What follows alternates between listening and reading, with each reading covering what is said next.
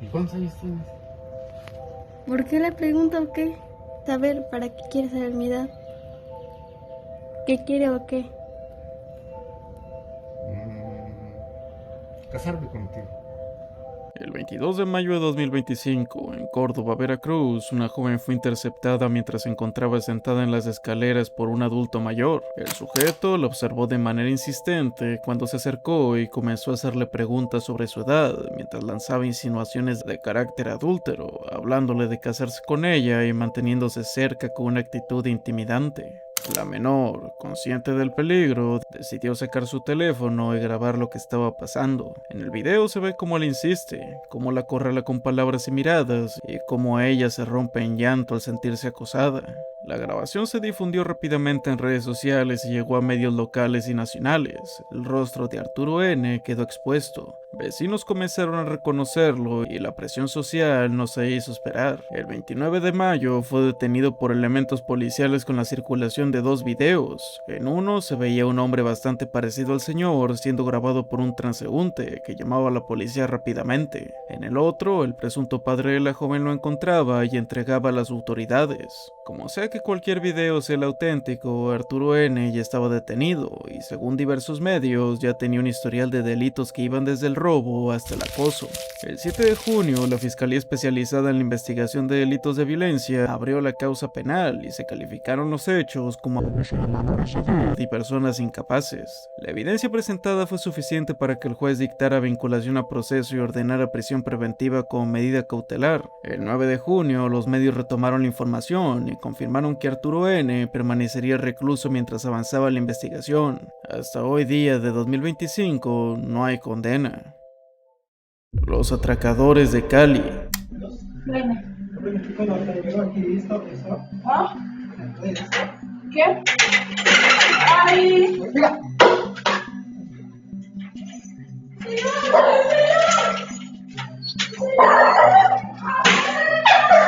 Todos tenemos una madre, una hermana o una hija, personas vulnerables que, en la demasía de los casos, pasan la mayoría de su tiempo en casa. Ahora imagina que existiera un grupo de hombres que, a sabiendas de que estas mujeres suelen quedarse solas cuidando el hogar, se dedican a cazarlas. En Cali, Colombia, un grupo de delincuentes centró sus actividades en hogares de amas de casa y trabajadoras del servicio en zonas residenciales. El modus operandi consistía en actuar en grupos de hasta 6 personas, desplazándose por las áreas residenciales con aparente tranquilidad. Esto les permitía identificar posibles objetivos sin levantar sospechas. Una de las víctimas, al ingresar a su vivienda, fue abordada por un hombre que, con morral, gorra y tapabocas, le preguntó por una dirección. La mujer, al sentirse incómoda, apresuró su entrada y cerró la reja de la casa. Sin embargo, dejó las llaves puestas. Esto facilitó la entrada de los delincuentes. Poco después, una camioneta blanca se estacionó frente a la casa y al menos 5 personas más se unieron al atraco. La víctima y un menor de edad que se encontraba en la propiedad fueron rápidamente arrinconados. Afortunadamente, este caso fue uno de los pocos con finales felices en este video, ya que debido a la estupidez de uno de los delincuentes, este se equivocó y cerró la reja por accidente. Cuando robaron todo e intentaron salir, se encontraron con una reja cerrada. Utilizaron cizallas para forzar la entrada, pero la alarma de seguridad activada por los vecinos alertó a las autoridades.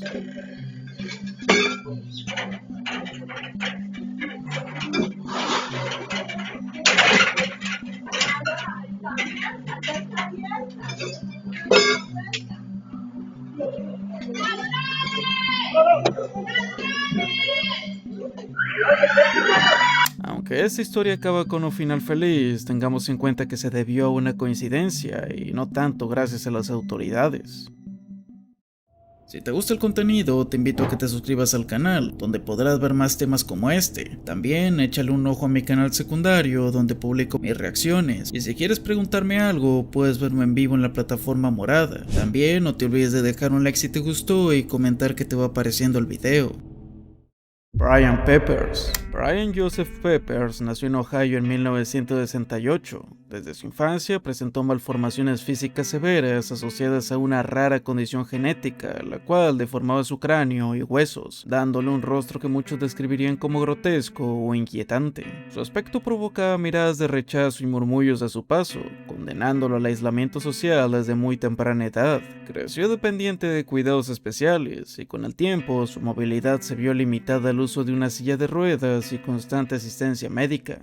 A pesar de sus dificultades, no hay registros de comportamientos violentos o incidentes criminales durante su infancia o adolescencia. Sin embargo, su vida dio un giro oscuro en 1998. Mientras residía en un centro de asistencia, intentó aprovecharse de una cuidadora. El contacto fue forzado pese a la resistencia de la víctima y fue calificado por la ley de Ohio como una agresión. El tribunal consideró su acción grave, aunque no se le imputó abuso per se porque no hubo una introducción dentro de ella. La sentencia fue de 30 días de prisión y 5 años de libertad condicional, además de la inscripción permanente en el registro estatal de agresores. De ese momento en adelante, Brian se convirtió en un delincuente registrado de por vida. Sin embargo, su pena apenas comenzaba en la prisión. Su ficha oficial fue publicada en la base de datos pública del estado, incluyendo nombre completo, cargo, dirección y la fotografía tomada por las autoridades. La imagen capturaba con brutal nitidez sus deformidades faciales, mostrando un rostro que para muchos resultaba perturbador, hasta que en 2005 usuarios de foros de internet la descubrieron y comenzaron a difundirla en sitios como 4chan. El contexto de su delito era casi desconocido. Muchos usuarios pensaron que se trataba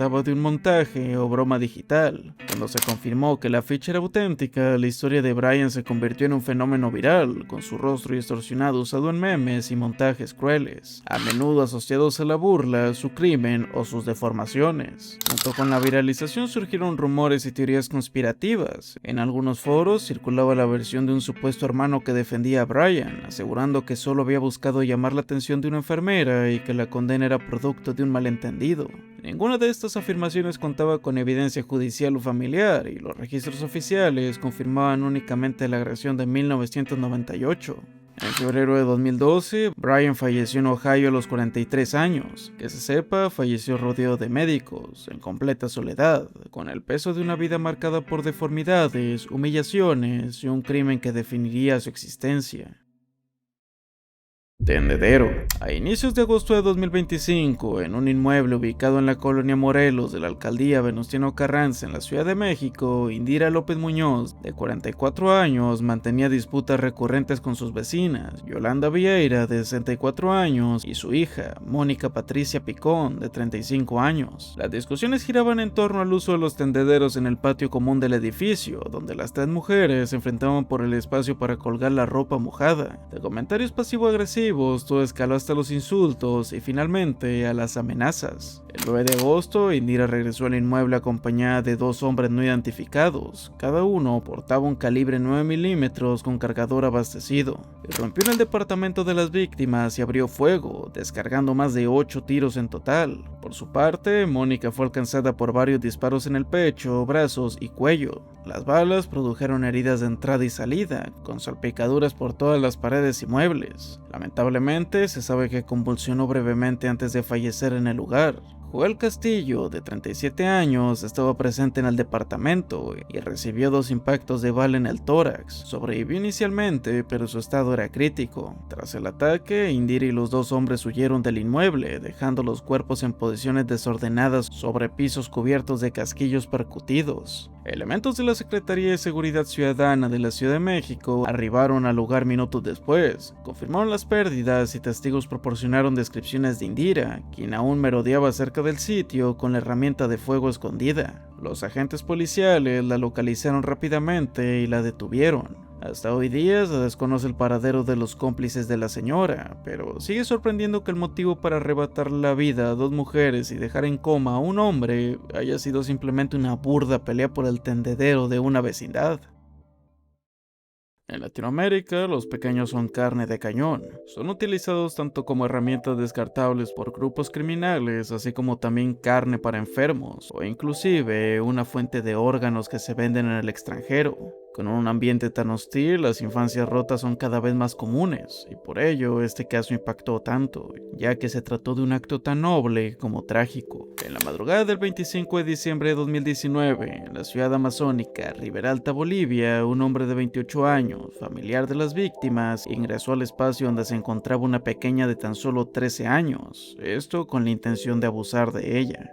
La pequeña opuso resistencia al intento de agresión, lo que provocó que el hombre la atacara con un cuchillo, infligiéndole 5 puñaladas en diferentes partes del cuerpo, incluyendo heridas profundas que causaron lesiones graves y hemorragias significativas. Durante el forcejeo, el hermano menor, de tan solo 11 años, intervino para defenderla, deteniendo el asalto. El agresor entonces dirigió su ataque hacia él, apuñalándolo 8 veces en zonas vitales como el torso y extremidades, produciendo heridas cortantes y perforantes, que llevaron a, en este caso, una pérdida masiva de fluidos y daño en los órganos internos. El pequeño falleció en el lugar a causa de las múltiples heridas, pero gracias a sus sacrificios, su hermana pudo ser trasladada de urgencia a un hospital donde le salvaron la vida. El detenido fue puesto bajo investigación como autor del deceso del pequeño, además de los cargos del ataque a la hermana, enfrentando cargos penados con hasta 30 años de prisión en Bolivia. El panadero de Santo Domingo. Liz María Sánchez Jiménez nació el 25 de marzo de 2011 en Santo Domingo Este, República Dominicana, hija de Manuel Sánchez y Juana Domínguez. Vivían en una vivienda humilde en el Sánchez de Isabelita junto a su familia. En mayo de 2020, Starling Francisco Santos, un hombre de 40 años originario de Azúa, llegó al barrio, donde comenzó a vender pan en las calles para subsistir, ganándose el apodo del panadero por su oficio ambulante con una motocicleta equipada con una canasta para transportar mercancía. El padre de Liz María conoció a Santos poco después de su llegada y le ofreció ayuda al verlo en situación de vulnerabilidad, permitiéndole almacenar su motocicleta en el patio de su casa y estableciendo una relación de confianza vecinal durante los 3 meses siguientes. Ese señor yo le di un poco de confianza para ayudarlo porque vi como que estaba pasando trabajo como dominicano al fin. Él vendía pan en la calle, lo vi que andaba con un niño, el hijo de él. Y como lo vi el hombre pasando trabajo, digo, dame ayudarlo, ven, vamos por mi casa, vamos a cocinar, venga, date comida, dale al niño, porque a mí no es más por él, sino es por el niño.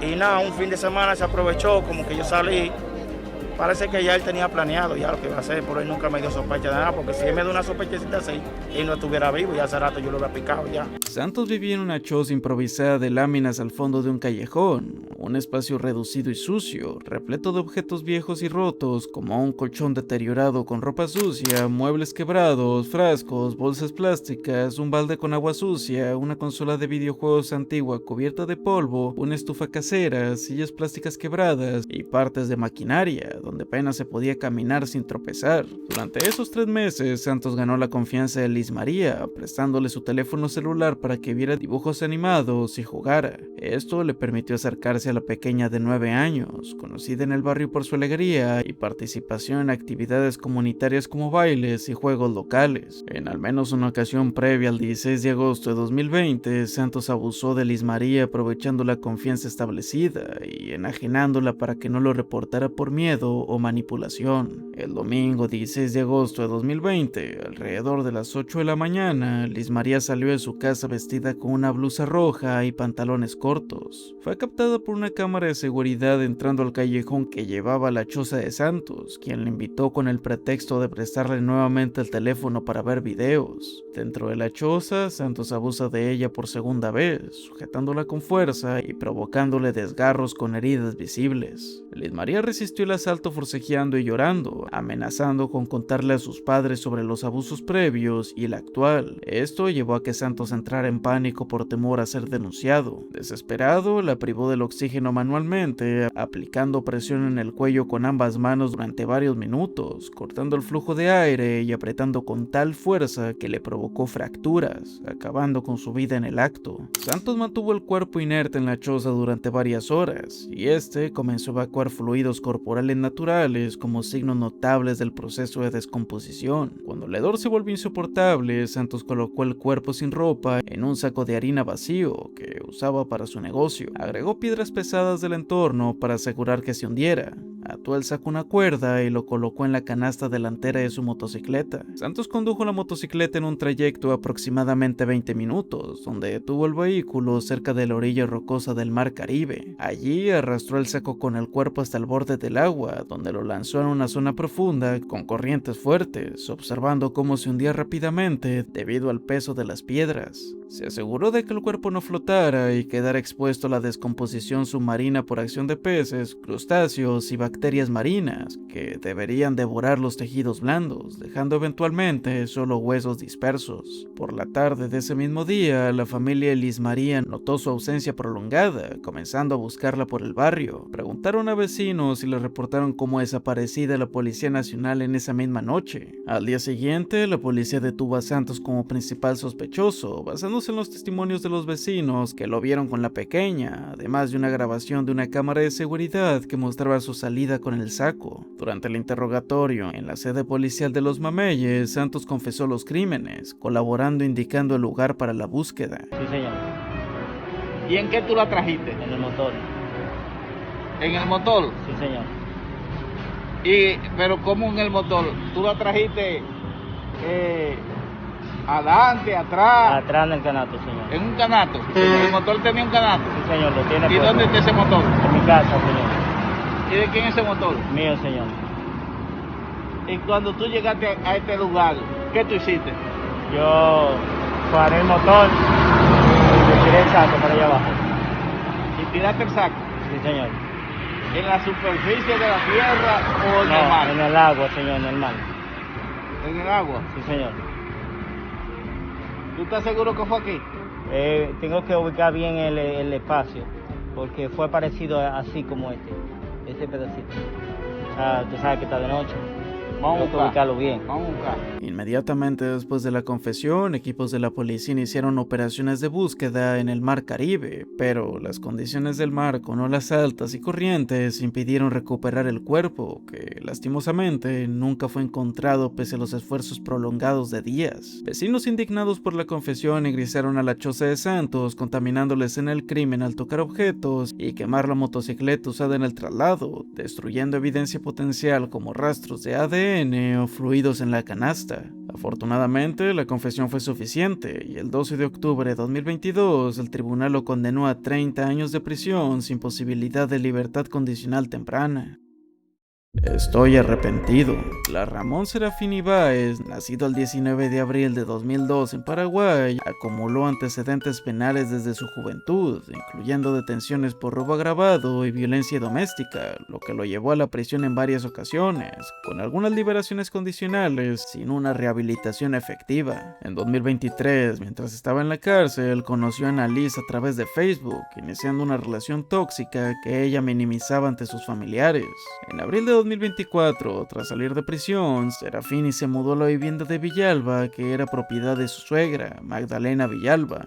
Allí también vivían la hijastra de Serafini, Yulis, de 12 años con síndrome de Down, y la abuela de 80 años, con movilidad reducida por su artritis severa. Durante los primeros meses, Serafini mostró un comportamiento calmado, pero pronto derivó en agresiones verbales y físicas, amenazando a vecinos con objetos punzocortantes por disputas menores. En mayo de 2024, protagonizó una pelea violenta con la suegra, golpeándolo en el rostro y torso, causándole moretones extensos y fracturas menores en costillas. Esta no presentaría una denuncia debido al miedo. Un mes más tarde, vecinos reportaron que Serafini consumía crack y alcohol en exceso, generando episodios de paranoia donde acusaba a Villalba de infidelidad, aislaba a la familia y controlaba su teléfono. Todo fue peor un mes después.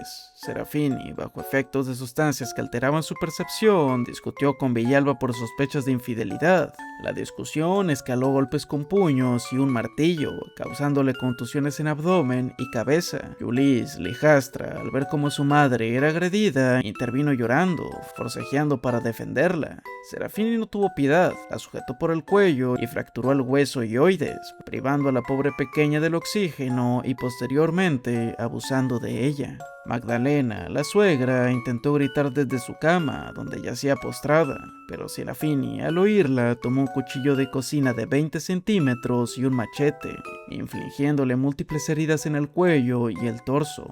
Villalba, aún con vida, recibió apuñaladas adicionales en el pecho y el abdomen con el machete, destrozando sus pulmones e hígados. Serafini permaneció en la escena durante horas, cubriendo los cuerpos con sábanas empapadas y generando un olor fétido detectable por los vecinos. Con martillo para seguirle su masa encefálica afuera y la mamá y la hija en la otra pieza. Todo. Y dice que la nena estaba desnuda. Le dio todito, le jugó todito. Su cabeza parece que con un mazo le pegó por la cabeza. Intentó cobardemente acabar con su vida ingiriendo clonazepam y cortándose superficialmente tanto el cuello como los brazos, pero fue reducido por vecinos y entregado a la policía tras un llamado al 911. Durante el traslado a la comisaría, Serafini confesó informalmente a agentes que estar bajo efectos de sustancias y alcohol, justificando el acto por celos incontrolables. Una exnovia le había escrito por Facebook. Blas asegura que Annalise lo golpeó y que bajo el efecto de las drogas perdió el control. Blas, ¿vas a declarar vos? Amor, ¿qué le decía a la familia, Blas? Que me disculpen si no me quieren disculpar, que me odien, pero estoy arrepentido. ¿Por qué hiciste lo que hiciste, Blas? Porque me dieron de tomar, ahora no sé qué era tan fuerte. Ahí en lo del pasillo, ellos saben dónde es el pasillo, es de la casa. Lo único que quiero que sepa es que le amo. Eso no que le amo, yo me disculpe por todo. El 17 de julio de 2025, la fiscal Alicia Fernández imputó a Serafini por triple crimen y abuso, siendo enviado nuevamente a la penitenciaría, donde enfrenta una pena máxima de 30 años. Hablamos de un convicto que acabó con la vida de una pequeña, de la madre y de la abuela. Ya puedes disfrutar tu vida. Micaela, de 47 años, vivía en una casa humilde en Florencio Varela, Argentina. Tenía antecedentes de depresión severa e incluso había intentado acabar con su vida años antes. Su entorno familiar estaba marcado por trastornos mentales, incluyendo intentos de quitarse la vida de su madre y otros parientes cercanos. Pese a todo, cuidaba de su hijo Esteban de 6 años, diagnosticado con trastorno del espectro autista, lo que agravaba su carga emocional. En los días previos al 30 de mayo de 2025, Micaela escribió 2 cartas dirigidas a su pareja, Fernando. La caligrafía era irregular, con frases entrecortadas, manchas carmesí provenientes de heridas y partes borrosas por humedad, posiblemente lágrimas. En la primera carta expresaba resentimiento, reprochaba a Fernando su frialdad, la falta de afecto hacia ella y Esteban, el ocultamiento de mensajes en su celular y el cansancio de sentirse invisible. Ella escribió: "Mundo de hipocresía, ya podés volver con tu compu, tus instrumentos y tu vida,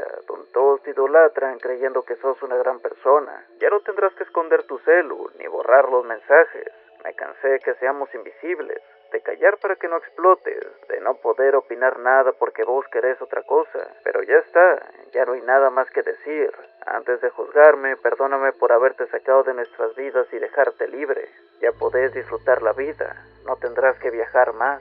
La segunda carta mostraba resignación. "Y ya no te molestaremos más, ya nada que decir, por amor te dejo libre, y te perdono, no porque lo merezcas, sino para irme en paz conmigo misma". El 30 de mayo de 2025, cerca del mediodía, Micaela tomó un revólver calibre 22 que estaba en la casa y, titubeante, asestó un tiro contra su propio hijo. El proyectil quedó alojado en el tejido cerebral, provocando hemorragia cerebral masiva, fractura ósea y traumatismo encefálico grave. Lamentablemente, el pequeño no falleció de inmediato. Sufrió convulsiones, pérdida de fluidos continua y agonizó con respiraciones irregulares y espasmos musculares. Sin saber que su hijo no había fallecido, minutos después, Micaela hizo lo mismo con ella, esta vez con un tiro en la frente. La bala causó una herida rasante, con quemaduras por pólvora en la piel, fractura superficial del cráneo y derrames profundos. Lo peor de todo fue que, contra todo pronóstico y como un chiste cruel de la vida, este disparo en la frente no fue letal. Con las pocas fuerzas que le quedaban, Micaela tuvo que asestarse un tiro por segunda vez, en esta ocasión dirigido a su tórax. El proyectil perforó la región cardíaca, destrozó vasos sanguíneos mayores y órganos vitales, causándole por fin el fallecimiento. Su cuerpo quedó tendido en la cama, rodeado de fluidos coagulados y tejidos expuestos. Esteban, su hijo, mientras tanto, permaneció con vida durante 6 horas más. Agonizó en el piso y en la cama, con el cráneo fracturado y una herida abierta que dejaba salir fluidos carmesí y posiblemente masa encefálica. Sufría convulsiones intermitentes y respiración agónica con gorgoteos por aspiración de líquidos. Sin asistencia médica, falleció por hemorragia cerebral y traumatismo encefálico irreversible. Fernando, marido y padre, regresó del trabajo horas más tarde. Al entrar encontró la peor imagen que un hombre podría ver, a su mujer rígida y fría, con 2 heridas supurantes y sangre seca. Esteban, su pequeño, aún mostraba signos vitales mínimos, como respiración débil y pulso irregular. Roto, Fernando llamó al 911. Los paramédicos llegaron, pero lamentablemente solo para confirmar que el pequeño se había ido. Inicialmente, los investigadores sospecharon de Fernando debido a las diferencias en los tiempos. Le realizaron un dermotest que resultó negativo por residuos de pólvora y verificaron su coartada con movimientos de tarjeta y testimonios laborales, descartándolo como sospechoso. Las cartas fueron claves para entender el estado mental de Micaela. La investigación se cerró sin imputaciones adicionales, confirmando que no habían terceros involucrados. Con esto llegamos al final del video, espero te haya gustado. Si fue así, déjame un like y comenta qué te pareció. Agradezco al miniaturista y al editor del canal. Sin su trabajo, este video no hubiese sido posible. Tanto sus redes como las mías estarán en la descripción. Sin nada más que decir, estos fueron los casos que me perturbaron. Historias que no suelen tener un final feliz.